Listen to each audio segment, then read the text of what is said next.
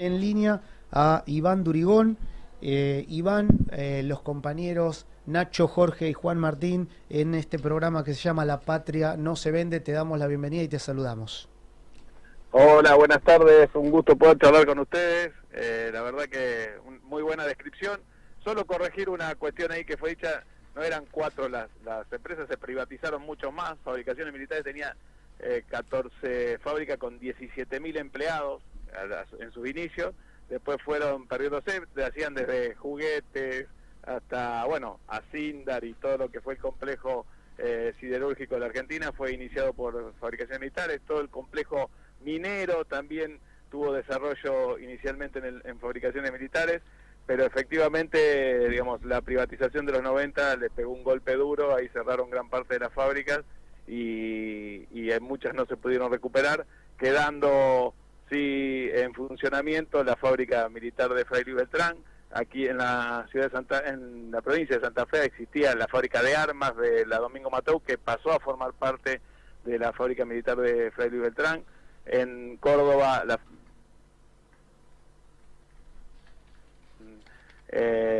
Río Tercero, ácidos y fertilizantes y metalmecánica pesada, y la fábrica, bueno, Hachal con explosivos y servicio minero, que es importante destacar también que tenemos una capacidad de prestar servicio minero y manejo de explosivos que hoy también nos destaca en el ámbito minero. Y bueno, Azul, que arrancamos con una de las plantas que es la producción de explosivos. Eso es lo que hoy está funcionando de Fabricaciones Militares y funciona muy bien. Un poco para explicar, muy bueno tu resumen. Es decir, hoy gran parte, casi el 80, el 90% de los chalecos de protección balística que usan las fuerzas de seguridad y las fuerzas policiales de las principales provincias del país son realizados en la fábrica de Fray Luis Beltrán de Fabricaciones Militares.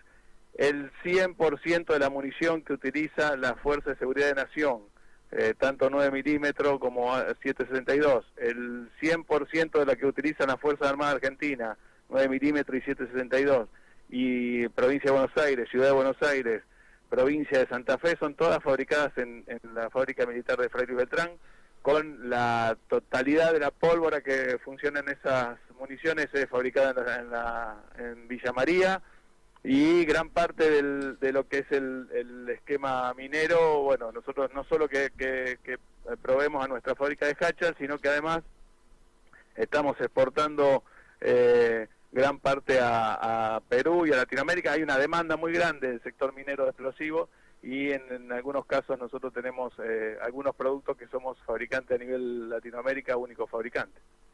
Iván, Sí. muy bueno, muy buena la descripción, y además me parece que es importante esto de hacer llegar a la gente, al público en general, cuáles son las funciones y para qué están cada una de las 41 empresas nacionales, y por qué decimos que cuando la patria no se vende, cuando no queremos la venta de estas empresas, lo que nosotros buscamos también en definitiva es la soberanía nacional.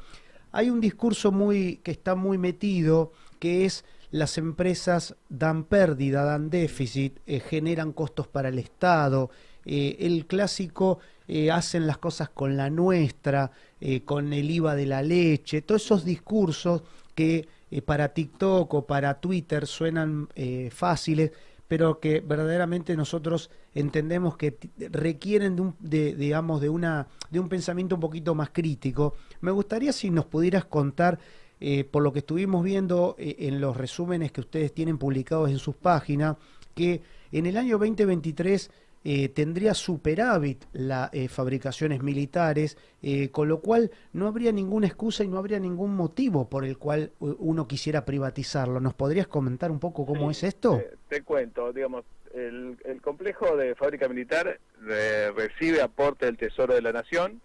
Fue siempre de esta manera. Hay que explicarlo bien esto, porque bueno, ahí es donde empieza con la nuestra. Lo que hicimos nosotros a partir del 2020 fue revertir esa curva que, a pesar de los aportes que recibía del Tesoro de la Nación, nosotros empezamos a dar superávit, y en el 2023 logramos superarlo con creces, pero ya veníamos revirtiendo la curva, el 22 estuvimos ahí. Tengamos en cuenta que el 2020, ni bien asumido al mes, nos encontramos con una pandemia que nos movió, nos cambió todos los planes que veníamos haciendo antes de ingresar a conducir Fábrica Militar.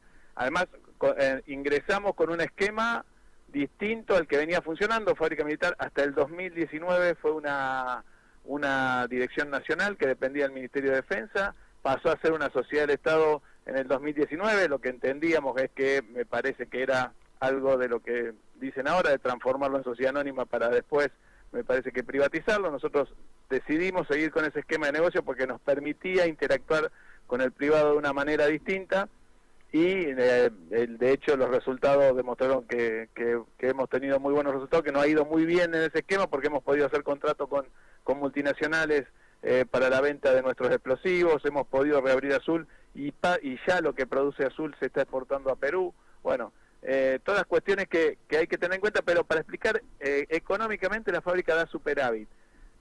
El complejo de fabricación militar, la mayoría de lo que es la industria militar del mundo, recibe subsidio por parte del Estado, o lo recibe de forma directa, como en este caso Fábrica Militar, o lo recibe de forma indirecta, que es lo que hace el Estado, es de alguna manera ayudarte a vender los productos no solo a nivel nacional, sino a nivel internacional.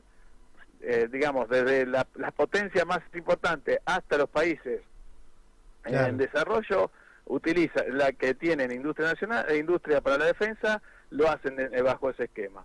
Es necesario, digamos, obviamente que en una situación en donde que tenés una crisis económica, en donde tenés altos niveles de pobreza, uno mira la industria para la defensa y dice, bueno, a ver cuánto es lo que tiene que subsidiar el Estado. Yo a ese debate lo resuelvo rápidamente.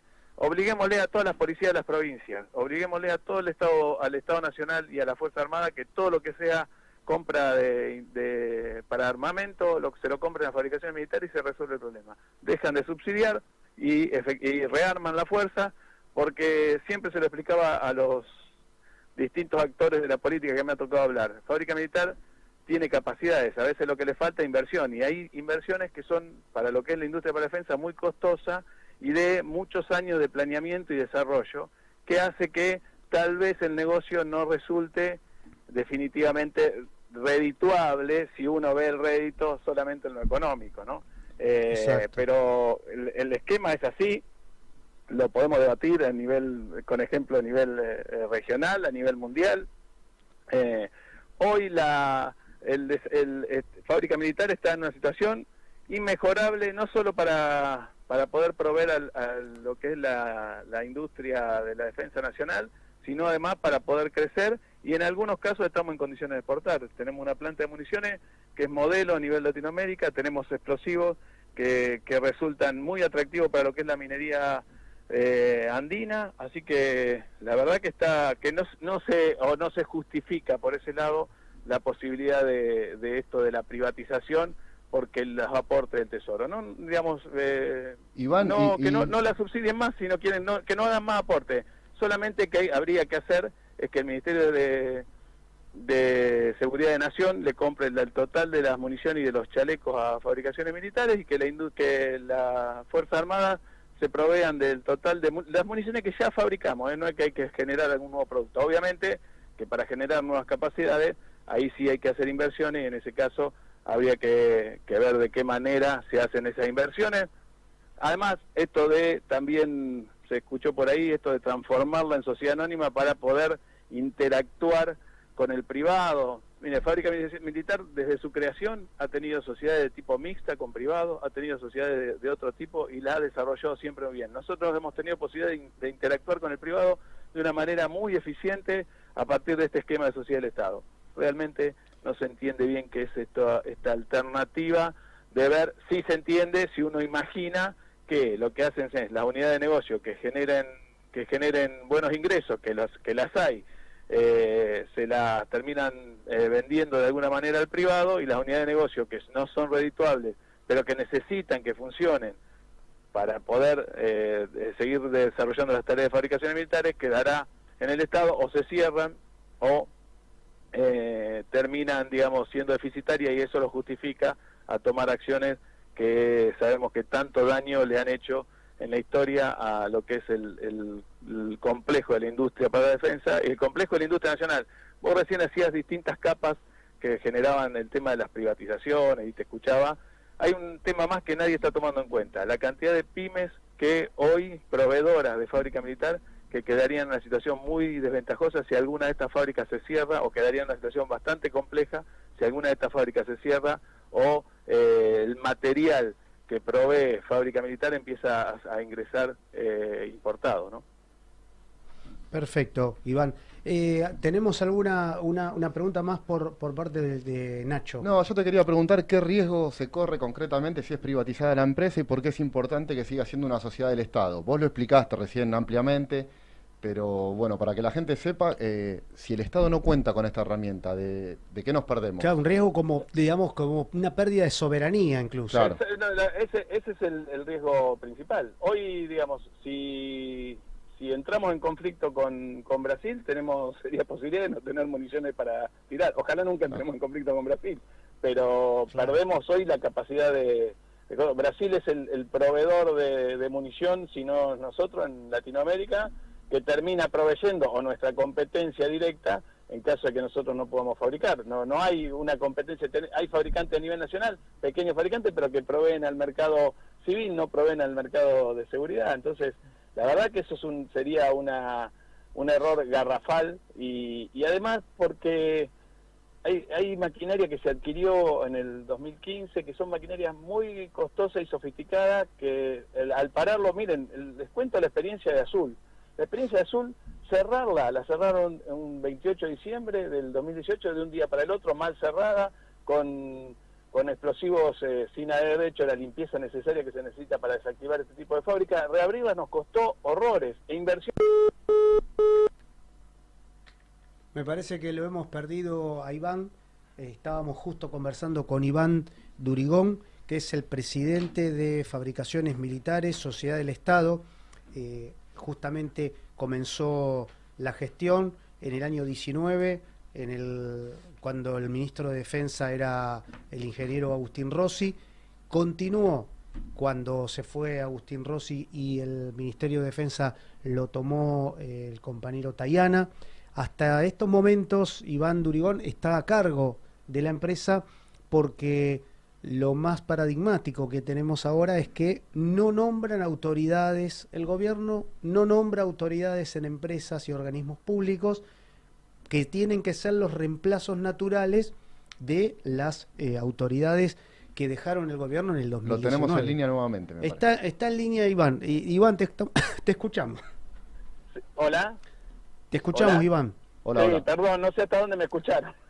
No, justo estabas desarrollando la importancia de que el Estado Nacional fabrique sus municiones, su armamento, y estabas detallando además, ¿cómo nos posiciona? Digo, el esquema minero que es uno de los, creo que el futuro para el desarrollo nacional, la minería viene, y Argentina está destinada a ser un punto importante con el tema del litio, y además con la cantidad de proyectos mineros que hoy se encuentran en nuestras cordilleras.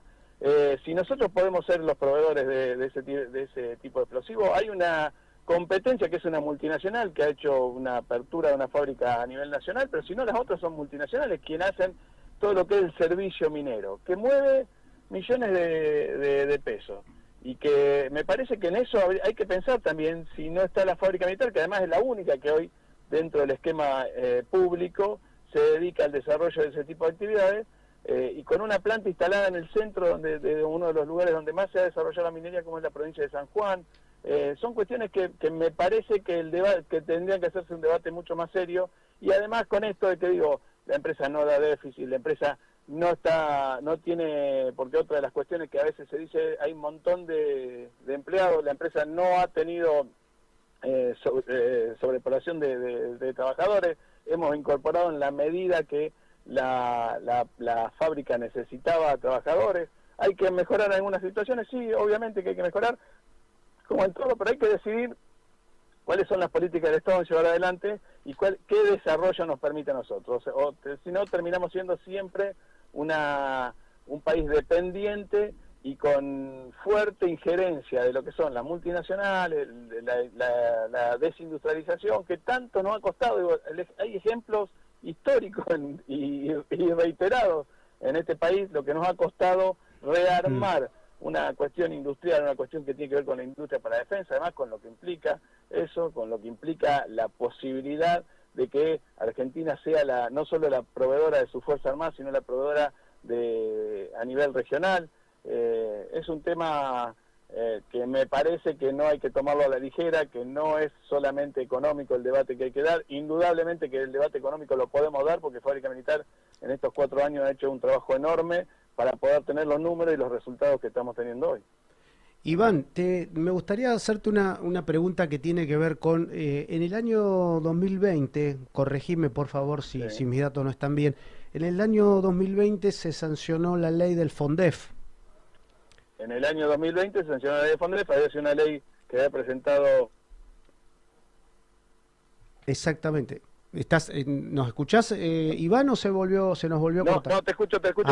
Perfecto. Mi pregunta, o sea, la consulta, lo que me interesaría poner acá, digamos, al debate es, esta ley del FONDEF, en teoría lo que busca es generar para toda la industria en general de la defensa un horizonte para que puedan trabajar a escala, para que puedan mantener una demanda sostenida, para que no solamente lo público, sino que lo privado también pueda hacer las inversiones y quedarse tranquilo que iban a tener el repago porque iban a tener demanda que estaba justificada en el tiempo. Mi pregunta es, el FONDEF, en lo que tiene que ver con fabricaciones militares, ¿le generó alguna mejora? ¿Vieron algún tipo de horizonte que es distinto? Y la pregunta es, si esto se corta o si se privatiza, ¿cómo quedaría lo del FONDEF?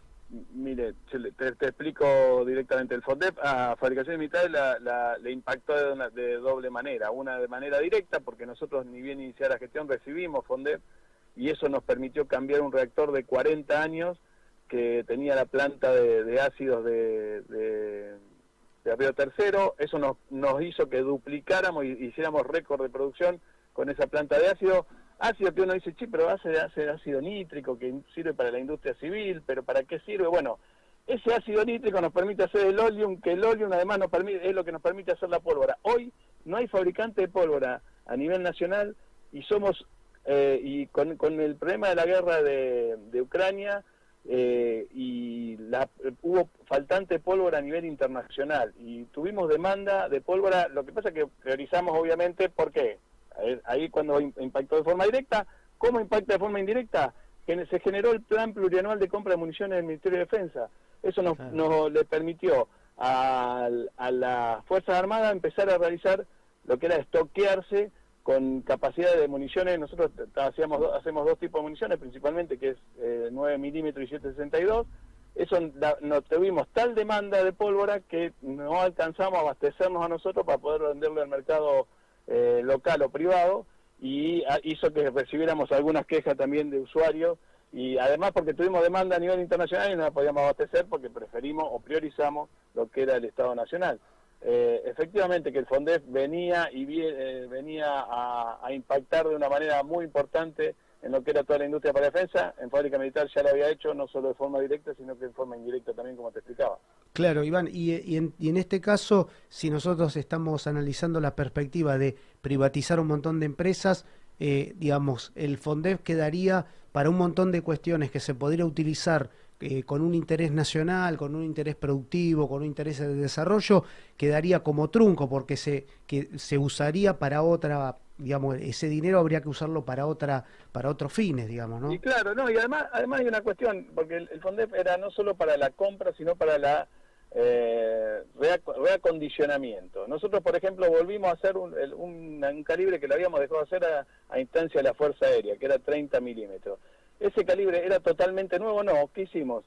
La industria para la defensa funciona mucho con lo que es la desmilitarización, que era otra de las capacidades que tenía fabricaciones militares en Azul y que se fue perdiendo de a poco. Volvimos a adquirirla, volvimos a trabajar en Azul sobre esa posibilidad. Lo que hicimos fue munición que ya estaba vencida, la desmilitarizamos, lo que se hace es desarmar, repotenciar esa munición y se la volvimos a proveer a la Fuerza Aérea, y estábamos desarrollando eso no solo con el calibre de 30 milímetros, sino con otros calibres.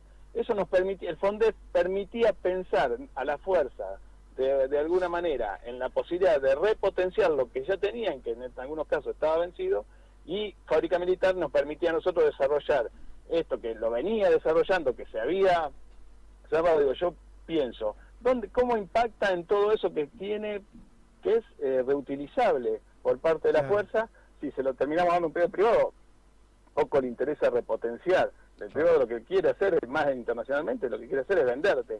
Sí. Y hoy, porque tienen demanda tanto Brasil como Estados Unidos, o el mercado internacional, con dos guerras funcionando y especies de conflictos armados en varios lugares, no están mirando a Argentina como un posible mercado, pero en la medida que pueda, que eso esté abastecido, indudablemente que hay países que van a empezar a mirar a Argentina y lo que quieren es venderte la munición ya armada. ¿Para qué generar un esquema que a la Argentina le convenía más, o a la Fuerza le convenía mucho más, y te van a querer vender la munición nueva? Y esto es así, y fue siempre así, o ha sido de alguna manera así, y lo que hace es Argentina o terminar gastando mucho más para comprar lo mismo, o terminar comprando algo no tan buena calidad, o terminando las Fuerzas Armadas en una situación bastante compleja de abastecimiento, porque nunca los presupuestos llegan a cubrir las necesidades que tiene la Fuerza. Y hay esquemas que también podrían perjudicar la Fuerza de Seguridad Nacional. Sí, claramente se ve ahí un negocio, una pérdida de soberanía y además la dependencia del Estado argentino para proveerse de armamento, de municiones. Visto, sí es una locura realmente querer privatizar fabricaciones militares. O sea, en una hipótesis, está bien, Argentina no es un país que tiene hipótesis de conflicto, etcétera, es un país de la paz, pero en una hipótesis de conflicto, vos tener privatizado tu capacidad de generar municiones, es como que vos le estás dejando a un privado, que encima el privado puede ser internacional, que no va a tener los mismos intereses que vos como país, en manos de un privado, un tema tan delicado, ¿no? Quedas totalmente de rodillas, totalmente de rodillas, porque no tenés ni posibilidades de decir, bueno, no la tengo la capacidad, pero en 2 años la tengo. Y las distintas fuerzas, o quienes se encargan de ese análisis a nivel nacional, regional y mundial, lo saben y lo estudian ese tema. Claro. No es ingenuo esto, no es ingenuo de poner el debate en lo pura y estrictamente económico para poder terminar... saben que nos quitan una herramienta también. Exactamente. Bueno. Estamos conversando con Iván Durigón, presidente de Fabricaciones Militares Sociedad del Estado.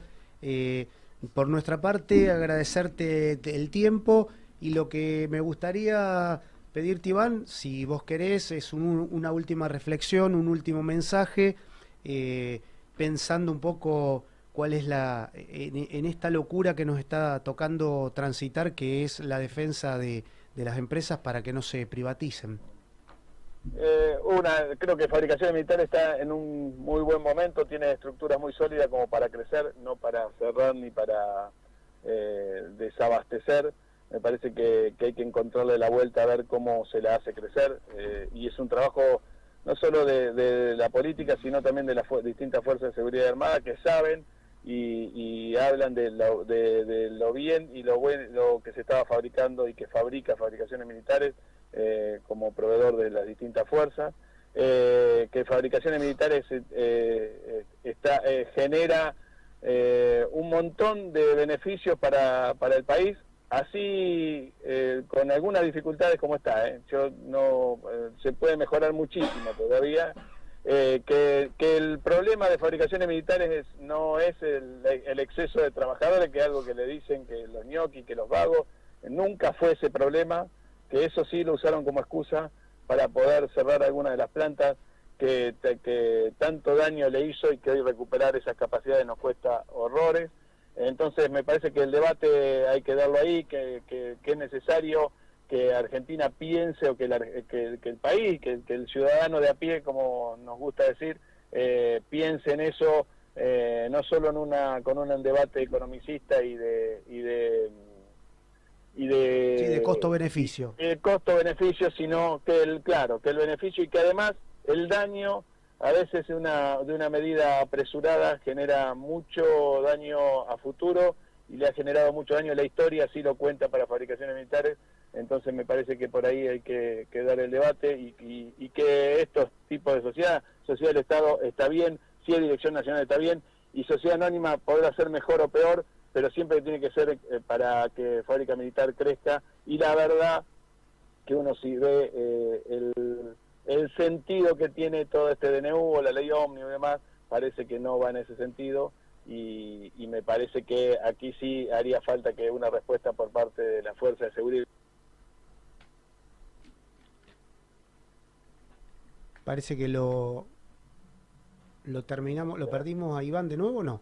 Hola, Ahí está, yo los escucho perfecto. Ahí está, estabas cerrando, Iván, estabas cerrando No, y justo decía se que digo, cortó. me parece que el debate es mayor, el debate también tendría que incorporar a las Fuerzas Armadas y a las Fuerzas de Seguridad en este tema. Ellos saben de lo que implica perder capacidades, saben de lo que implica volver a generar nuevas capacidades, y me parece que en ese tema también estaría bueno poder escucharlos en defensa, obviamente, de la industria nacional, que a veces cuesta, digamos, a veces el enemigo lo tenés adentro, ¿no? Pero Fábrica Militar tiene capacidades, en la medida que se destinen políticas a largo plazo, esas capacidades pueden crecer, y hoy está en una situación en que la verdad es que lo que hay que hacer es solamente capitalizarla y fortalecerla y no hacer ningún otro plan, porque eso sería así tirar por la borda todo este esfuerzo que ha hecho no solo quienes estuvimos a cargo de fabricaciones, sino todo el pueblo argentino.